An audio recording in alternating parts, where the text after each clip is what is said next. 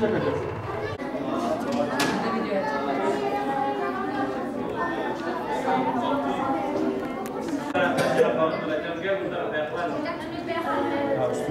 Yani Allah lafzından önce eğer önce ise önceki hareket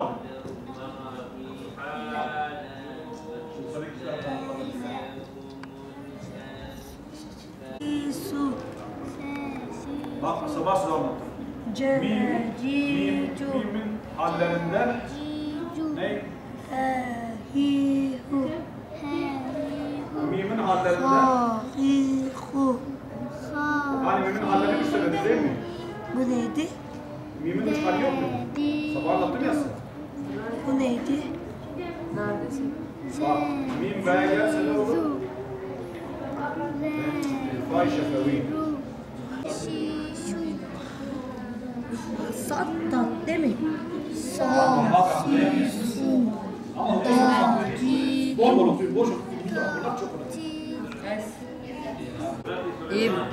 O. Oku burayı şimdi. Et. İt. Ot. Es. İs. Us. Ec. İc. Os. Orayı ne? Kana.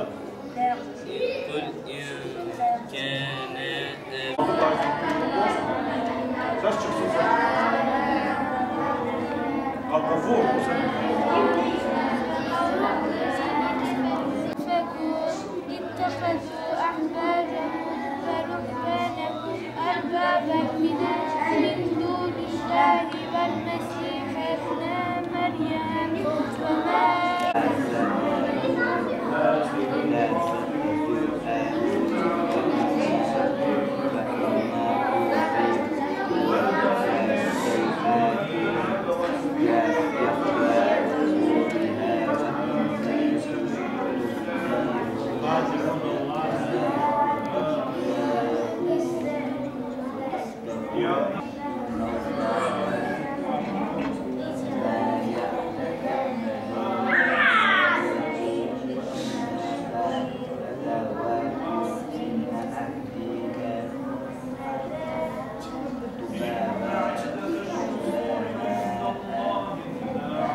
Peygamberimiz en şefkatli babaydı. Sevgili Peygamberimiz çocuklarına karşı çok şefkatli bir babaydı.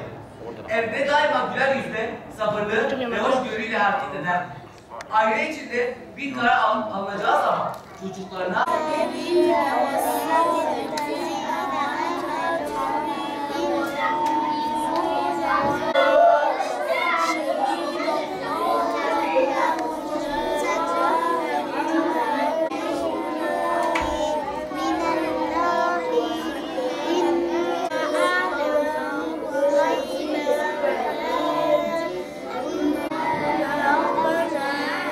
Okuyun.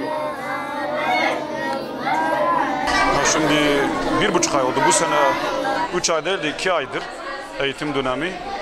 Bu 2 ay içerisinde bize 140 kişilik bir öğrenci grubu geldi. Çünkü kızlarla erkeklerdir.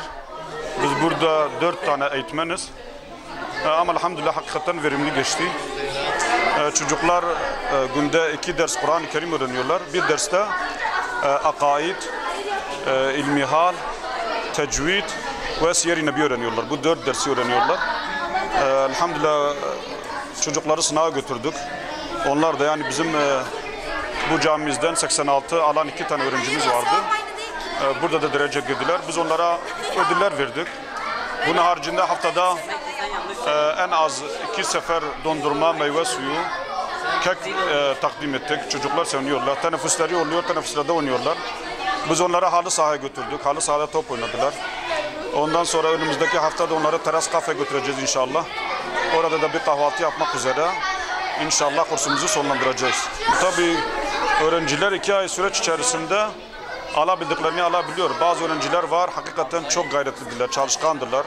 3 saat boyunca çalışıyorlar. Bazı öğrenciler de var ister istemez okuldaki olduğu gibi çalışamıyorlar. Sadece burada öğrencilerin çokluğu nedeniyle oyun oynuyorlar. bir mesafe kat etmediler ama elhamdülillah bizimkiler 6-7 kişi en az Kur'an-ı Kerim'e geçtiler. Elif Ba'dan Kur'an-ı Kerim'e geçtiler. Tabi dini eğitimi de aldılar. Sınav yaptık. O sınava göre çoğu öğrencilerimiz iyi puan aldılar. 70-80 civarında puan aldılar. Bu neyi gösteriyor? Demek ki eğitimlerini alabilen öğrenciler alabiliyorlar istedikleri vakit. Çocuklara kalmış, tabii hocalara da kalmış. Hocalar da eğer hakikaten bu çocukların üzerinde dursalar, yani zaman geçtirelim değil de güzel bir şekilde bu çocukları değerlendirseler 2 ay az bir süre değildir. Güzel bir şeyler öğrenilebilir. Sadece bu 2 ay zaten çocuklar ister istemez okul hayatı boyunca 8 aylık bir maratonda bu çocuklar yoruluyorlar. Tabii eğer camiye geldikleri vakit biz camide onlara şefkatli, merhametli davranmasak o çocuklar kaçacaklar. Ama elhamdülillah bizim çocuklar kaçmadılar. Devam ediyorlar ve bu süreç sadece yaz döneminde veya okul döneminde değil de hayat boyu devam etmelidir. Bu çocuklar en azından burada öğrendiklerini evde veya daha sonra da cami imamlarına gelerek bu okumalarını pekiştirmelidirler. Sadece okuma değil tabii. Yani hani biz dedik ahlakı öğreniyorlar. Siyer-i Resulullah Aleyhisselatü Vesselam'ın hayatını öğreniyorlar. Kur'an-ı Kerim'i okurken tecvidi Kur'an'ın nasıl güzel okunması için biz onlar için bu broşürleri aldık filan. O eğitimi daha güzel oluyor. Çünkü çocuklar üzerinde kalıcı oluyor. Sadece 2 aylık bir eğitimde değil de anne babalar, özellikle biz bunu Cuma günü vaazlarda da vaazlarımızda bahsettik ki aile ve imam veya aileyle öğretmenler iletişim içinde olmalıdırlar ki bu çocukları geleceğe hazırlamalıdırlar. Onun için çocuklarımız bizim geleceğimizdir. Eğer onlara sahip çıkmazsak başkaları sahip çıkacak. Bu yönden çocuklarımız bizim için çok değerlidir. Yarın geleceği onların ellerindedir. Bu çocuklar mutlaka sahiplenmelidir. Onlara şefkatli, eskiden belki bazen dövme olayları falan oluyordu ama şu an mutlaka sevgi ve şefkat çerçevesi içerisinde Resulullah'ın çocuklara yaklaşımı nasıl değilse bizim imamların da bu çocuklara çok şefkatli davranmamız gerekir. Çocuktur. Bu çocuk kısmı onların üzerindedir.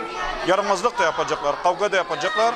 Ama her halükarda bizim onlara hoşgörülü davranmamız gerektir. Çünkü onlar çocuktur ki Resulullah Aleyhisselatü Vesselam hutbe okurken bile, namaz kılarken bile çocukları onun yanına gelirlerdi ve Resulullah Aleyhisselatü Vesselam onlarla oynardı. Veya bir şey onlara demezdi, onları kırmazdı.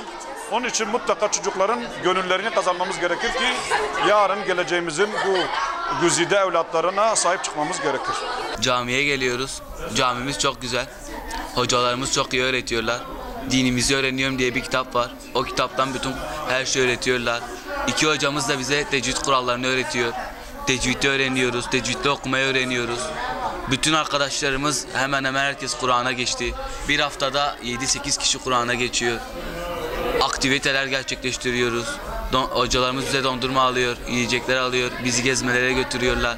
Kur'an ahlakında Kur'an'ı bir insan gerçek yaşamak istiyorsa Peygamberimiz yaşamıştı Kur'an'ı, Peygamberimiz yaşayan bir Kur'an'dı.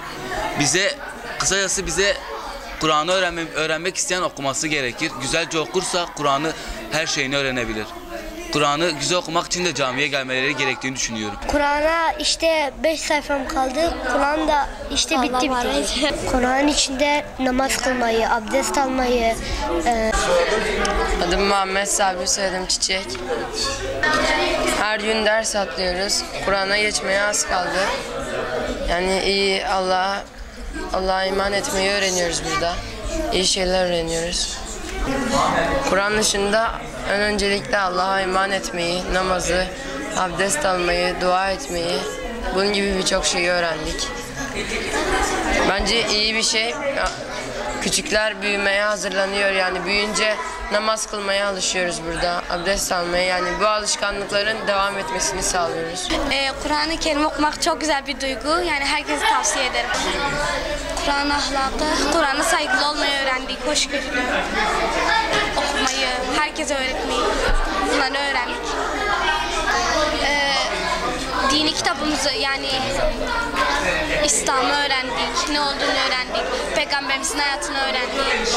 Çok güzel bir şey okumak, yani öğrenmek, yani sevap da kazanıyoruz. O yüzden. Kur'an-ı Kerim'i daha güzel okumayı öğrendik. Tecvid kurallarını özellikle öğrendik. Peygamberimizin hayatını, Kur'an'la ilgili kuralları okumakla ilgili kuralları öğrendik. Peygamberimiz peygamberimiz aklıma geliyor Kur'an ahlakı deyince. Bir de Kur'an'daki o güzel davranışlar aklıma geliyor. Burada çok mutluyum.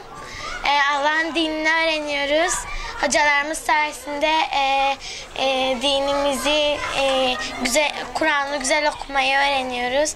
Onlara çok teşekkür ediyorum. Kur'an kursuna geldik, Kur'an'ımızı geliştirdik, tecvid öğrendik. Ondan sonra yarışmalara katıldık, oyunlar oynadık, eğlenceler, yani her şeyi yaptık. Burada aynı okul gibi, hatta okuldan daha güzel şeyler yaptık. Kur'an-ı Kerim dışında dinimizi öğrendik. Dinimizde nelerin yasak olduğunu, nelerin iyi olduğunu, ne yapmamız gerektiğini, Allah'ın emrettiklerini, Peygamber Efendimizin sünnetlerini öğreniyoruz. Okul zamanı da devam etmeli. Zaten biz yani İmam Hatip'e gidiyoruz. Orada da öğreniyoruz. Kur'an-ı Kerim, din dersleri falan da var. Orada da işliyoruz. Yazın da işliyoruz. Kur'an ahlakı deyince Allah'ın bize emrettikleri aklıma geliyor. Peygamber Efendimizin bize bıraktığı şeyler, sünnetleri, hadisler aklıma geliyor. Edep davranışlar olarak mesela annemize babamıza öf bile dememeliyiz. Büyüklerimize saygılı olmalıyız. Ondan sonra onların sözünü kesmemeliyiz ve benzeri şeyler.